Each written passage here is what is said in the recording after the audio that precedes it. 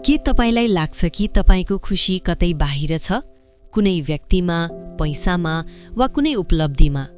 अनि जबसम्म तपाईले त्यो प्राप्त गर्नुहुन्न, तपाई सोच्नुहुन्छ म अझै पूर्ण रूपमा खुशी हुन सक्दिन। तर सत्य के हो? यो तपाईको सबैभन्दा ठूलो गल्ती हो, किनभने तपाईले खुशीलाई एउटा शर्त बनाउनु भएको छ। जब म यो पाउँछु तब खुशी हुनेछु, जब सब थोक ठीक हुन्छ तब खुशी हुनेछु, जब मानिसहरूले मलाई बुझ्छन् तब खुशी हुनेछु। र यही जबको चक्करमा तपाई आफ्नो पूरै जीवन पछाडि धकेलिरहनु भएको छ। द बुक अफ जय ले यही कुरा व्याख्या गर्छ। खुशी कुनै भविष्यको घटना होइन, यो एक आन्तरिक अवस्था हो। अब एउटा प्रश्न, के तपाईको जीवनमा कहिल्यै यस्तो समय आएको छ जब सब थोक पूर्ण थियो तैपनि तपाईले भित्रैबाट रित्तो महसुस गर्नुभयो? र यस्तो समय पनि पक्कै आएको हुनुपर्छ जब परिस्थिति राम्रो थिएन तैपनि तपाईले भित्रबाट हल्का महसुस गर्नुभयो। यो प्रमाण हो कि खुशी बाह्य कुराहरूबाट आउँदैन, खुशी तपाईको भित्रैबाट जन्मन्छ। तर समस्या के हो? तपाईले आफ्नो मनलाई तालिम दिनुभएको छैन। तपाईले यसलाई बिना कुनै कारण कसरी खुशी हुने भनेर सिकाउनु भएको छैन। अब सोच्नुहोस्, तपाई दिनहौ आफ्नो मनलाई के खुवाउनुहुन्छ? गुनासो, तुलना, डर, तनाव, अनि तपाई शान्त महसुस गर्ने आशा गर्नुहुन्छ। त्यो कसरी सम्भव छ? जस्तो इनपुट त्यस्तै आउटपुट। यदि तपाईले आफ्नो मनमा नकारात्मकता हाल्नुभयो भने खुशी कसरी पाउनुहुन्छ? त्यसैले पहिलो कदम के हो? आफ्नो मन सफा गर्ने। अब अर्को गहिरो कुरा, तपाई सोच्नुहुन्छ कि खुशी पाउनको लागि तपाईले केही हासिल गर्नुपर्छ। तर यो पुस्तक भन्छ कि खुशी पाउनको लागि तपाईले केही कुरा त्याग्नुपर्छ। तपाईले के त्याग्न आवश्यक छ?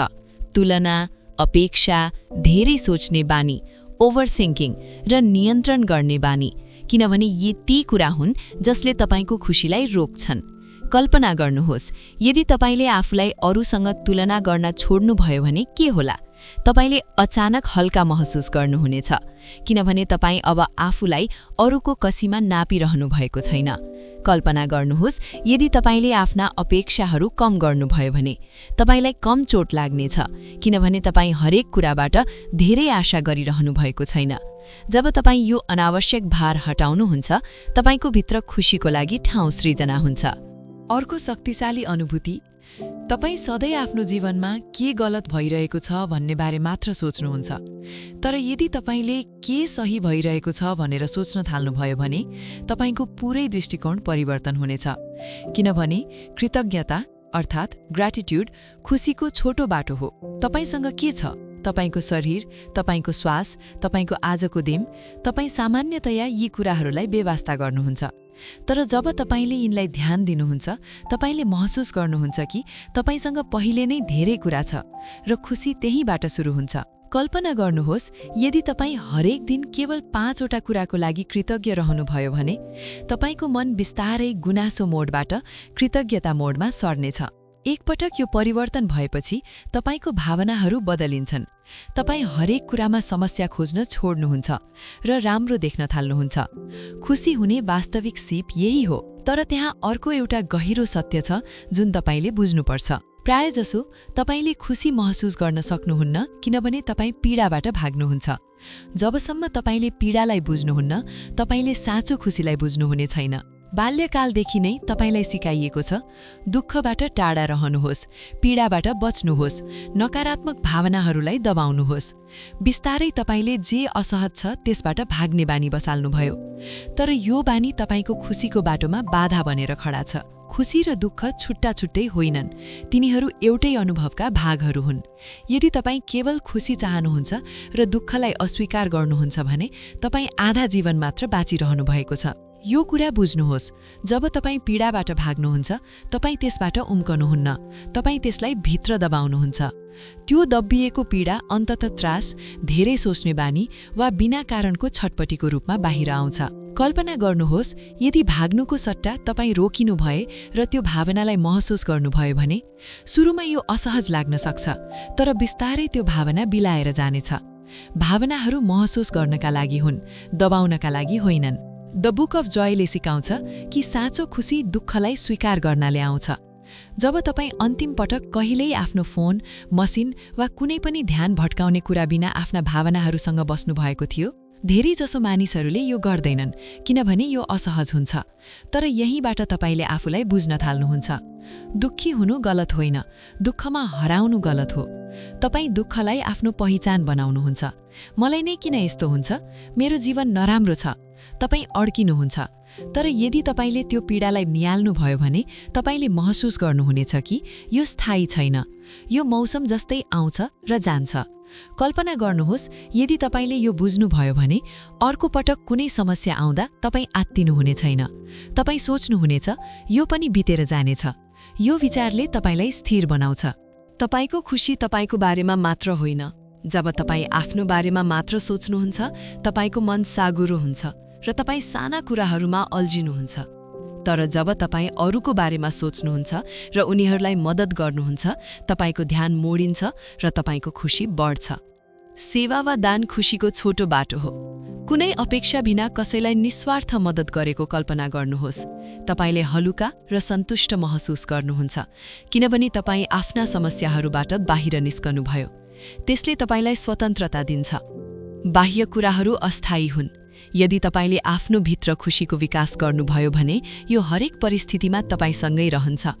यदि तपाईसँग केही नहुँदा पनि तपाईँ भित्रबाट शान्त हुनुहुन्छ र सबथोक हुँदा पनि तपाईँ रित्त हुनुहुन्छ भने तपाईँ कुन रोज्नुहुन्छ? यही छनोटले तपाईको जीवनको निर्णय गर्छ। खुशी कुनै गन्तव्य होइन, यो बाँच्ने एउटा तरिका हो जहाँ तपाईँ हरेक पललाई स्वीकार गर्नुहुन्छ। प्राय जसो तपाईँ खुशी हुनुहुन्न किनभने तपाईको मन विगत वा भविष्यमा अड्किएको छ। तपाईँ त्यो एकमात्र ठाउँलाई बेवास्ता गर्नुहुन्छ जहाँ साँचो खुशी छ, अहिले, यसै क्षणमा। यो क्षणमा तपाईँ कहाँ हुनुहुन्छ? यहाँ कि तपाईको दिमागभित्र? धेरैजसो मानिसहरू वर्तमानमा हुँदैनन्, तिनीहरू सोचमा हराएका हुन्छन्। खुशी अनुभवमा हुन्छ, सोचमा होइन। यदि तपाईँ खानुहुन्छ तर तपाईको मन अन्तै छ भने तपाईले खानाको स्वाद पाउन सक्नुहुन्न। तपाईँ हरेक पल गुमाइरहनु भएको छ किनभने तपाईँ त्यसलाई बाँचिरहनु भएको छैन। तपाईँ केवल त्यसको बारेमा सोचिरहनु भएको छ। तपाईँ यदि म असफल भए भने के होला भनेर सोचेर आफूलाई तनाव दिनुहुन्छ। यो यदिले तपाईको शान्ति खाइदिन्छ, तर भविष्य अझै अस्तित्वमा छैन। यो केवल तपाईको दिमागमा मात्र छ। विगत सकिसक्यो, यो केवल एउटा सम्झना हो, तैपनि तपाईँ यसलाई पछुताका साथ दोहोर्याइरहनुहुन्छ। नियम: विगतलाई बुझ्नुहोस्, भविष्यको लागि योजना बनाउनुहोस्, तर केवल वर्तमानमा बाँच्नुहोस्। यो एकमात्र ठाउँ हो जहाँ तपाईँ साँच्चै केही परिवर्तन गर्न सक्नुहुन्छ। यदि तपाईँ वर्तमानमा रहनुभयो भने एउटा सामान्य चिया वा शान्त साँझ पनि विशेष बन्छ। मलाई अझै के चाहिन्छ भनेर सोध्न छोड्नुहोस् र मलाई जे प्राप्त छ के म त्यसको कदर गर्छु भनेर सोध्नुहोस्। तपाईँ वर्तमानमा सन्तुष्ट रहेर पनि महत्वाकांक्षी हुन र लक्ष्यहरू राख्न सक्नुहुन्छ। यो सन्तुलनले तपाईलाई बलियो बनाउँछ। जब तपाईँ कुनै छटपटी वा दबाव बिना काम गर्नुहुन्छ, तपाईँ एउटा प्रवाहमा हुनुहुन्छ र त्यसले तपाईलाई थप उत्पादक बनाउँछ। तपाईँ पछ्याइरहनु भएको छैन, तपाईँ सृजना गरिरहनु भएको छ। अन्तमा त्यहाँ एउटा सूक्ष्म डर छ जसले आनन्दलाई रोक्छ। गुमाउने, असफल हुने वा अस्वीकृत हुने डर। यो डरले तपाईलाई पूर्ण रूपमा बाँच्नबाट रोक्छ। यदि तपाईको खुशी शर्तहरूमा निर्भर छैन भने त्यो वास्तविक स्वतन्त्रता हो। यदि यी शब्दहरू गहिरा लागे भने इमान्दारिताका साथ आफ्नो भित्र हेर्न थाल्नुहोस्। यदि तपाईले यसलाई मूल्यवान पाउनुभयो भने यो भिडियोलाई लाइक गर्नुहोस्, जुन एउटा संकेत हो कि तपाईँ सचेत भएर बाँच्न चाहनुहुन्छ। बेट्रो बुक्सलाई सब्स्क्राइब गर्नुहोस् किनभने हामी यहाँ आन्तरिक रूपान्तरण सिकाउँछौँ। आज तपाईँ कुन एउटा कुराको पछि लाग्न छोड्नुहुन्छ कमेन्ट गर्नुहोस्। द बुक अफ जय पढ्नुहोस्, तर यसलाई आफैलाई बुझ्नको लागि पढ्नुहोस्। जबसम्म तपाईँ आफैसँग बस्न सिक्नुहुन्न, कुनै सल्लाह काम गर्दैन। एकपटक तपाईले यो गर्नुभएपछि तपाईले खुशी खोजिरहनु पर्दैन। यो पहिले नै त्यहाँ हुनेछ। धन्यवाद।